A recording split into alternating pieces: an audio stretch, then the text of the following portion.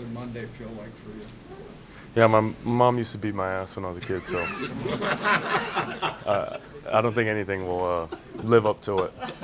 My mom, no, I'm just playing around, but I'm good. I'm good. It's part of football, you know what I mean? That's why you play it.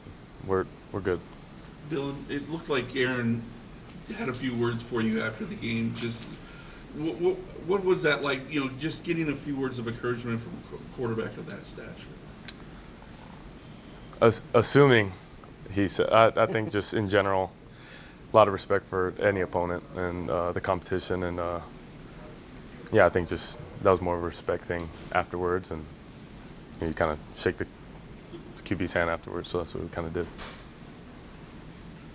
When you took over at the start, you talked about being such a big fan of Jerry, and he's yet to, I think, have a game that he's wanted this season. So how do you help him get there?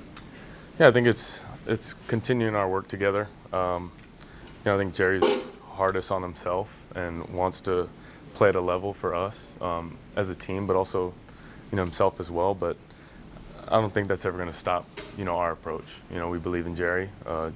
Jerry believes in himself, and I think we're going to just continue to work at it. We got it's one of those things you got to work your way through.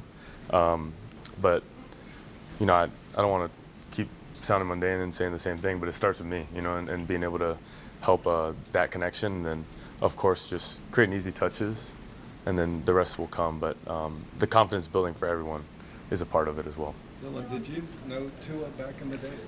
Knew of Tua, yeah. We played against each other once, and of course, him playing in Hawaii, everyone knew kind of Tua. Okay.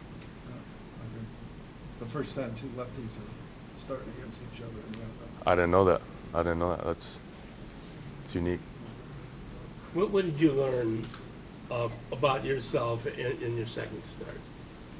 I think you continue to learn from each start, each time going in there. There's a lot of details that you want to fine tune and continue to get better at, and get more comfortable with that. But the margin for error is small as well. So I think I knew that, but continue to learn that and try to evolve to be better for this team. What about red zone? The red zone performance, your own red zone performance, and just sort of everybody. It just seemed like so many things went wrong in the red zone, or throws into the red zone were off, or whatever. How do you feel like that went, and what do you guys do today? Yeah, it needs to be better. That's plain and simple.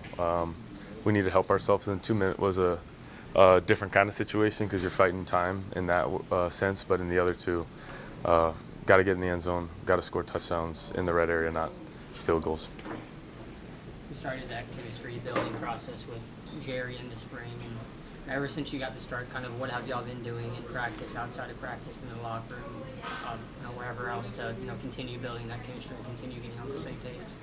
We try to be present as we can in practice to maximize those reps that we do have together, and when the ball gets to them, to continue to build that. But then afterwards, trying to get extra as well, not just not trying to beat the bodies up, but still get extra, whether it's top of the routes, catching in warm-ups, just little things like that. But like I said, I think that's something that you just got to work your way through, and the belief in Jerry is through the roof, and everyone that's in there as well. So we're just going to continue to build that trust together. Do you think targeting him 13 times is a kind of representative of that trust and chemistry? Yeah, I don't think it should stop just because of one play that maybe didn't go his way. But that's why I say it. There's a pitch and a catch, and there's two. It takes two to tango, so you got to kind of help each other in that way. When you talk about always wanting plays back, is the miss to Jerry when he on that scramble play where he kind of breaks loose, is that at the top of the list from that student? For sure, yeah. I think there's a bunch, and I think from play to play, there's a lot of things that you want back and you take notes on and you want to continue to emphasize. But I think the common theme is when you gotta, you need it, you gotta go get it, and that's kind of what we need to do. Did anything stand out about? I mean, on that throw, was this a bad throw, or could you stop moving, or? Yeah, I think I could have just put it on him, but was kind of playing. He was starting to get even with the defender and starting to get over the top, so I wanted to put a little more touch. But one of those throws in between that you look back and maybe I could have put the ball on his left inside shoulder. Maybe would have been a tougher catch, or continue maybe just flatten the ball a little bit more. Dillon, I think you dropped back 58 times, threw it 52. Just how do you lower that number so that, you know, all the pressure isn't on the base? In a perfect world, you know, you always want to be balanced in a lot of ways. And I think within the situation of the game, you have to attack it a certain way. And at some point, you're not fighting the scoreboard, you're fighting time. And, you know, you want to, or kind of fighting both at the same time, but you want to kind of attack it a little more, and that's what got us into that. But, yeah, I think it's pretty obvious. Winning football is pretty balanced, and it kind of works in unison. The run and the pass to set things up, create more explosives, chunks, and just be more efficient in general. So, yeah, to naked eye, it's obvious there. Dillon, first couple games, you've only got a couple deep passes. Has that been more the game plan, or they've been called and it just hasn't been there? No, I think it's been called, and there's times of getting into it. I think always being aware of immediate reactions and trying to be smart with the football, knowing when there's times to take shots and not, but also just knowing where we're at certain points and wanting to play positive, efficient football and continue to do that. But, yeah, we want more chunks in the pass game and more explosives for sure. David is not going to practice, or probably not going to practice today with his knee injury, but how much are you hoping that he gets back? How important is he to everything that you guys do? Yeah, Big Dave's really good. You know, we want him to play on our team, but we also want him healthy. So, yeah, that'll help. Did it always feel special to be left-handed? You know, Tony's talking about it's the first matchup of two lefties. I'm sure you haven't seen a ton in your day. Like, was it important to you? Did it matter at all? Not necessarily. I think I felt more special when I played baseball.